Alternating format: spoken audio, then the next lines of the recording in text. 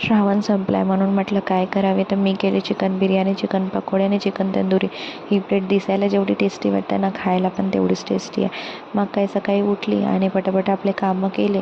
मला kitchen cleaning करायची होती, गणपती बाप्पा येत आहे तर किचन क्लिनिंग करावेच लागते, म्हणून मी सगळं किचन क्लीन करून घेतलं आधी व्यवस्थित. तुम्ही पण अशाच प्रकारे क्लिनिंग करते का, मला कॉमेंट करून नक्की सांगा. मी सगळं आपलं कामं आवरले.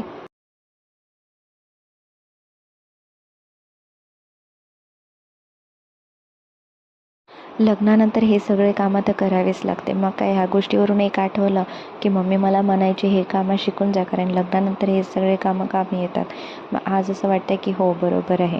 मग मला लागली होती भूक, म्हटलं काय करावे, तर आपल्यासाठी केला सँडविच ढोकळा.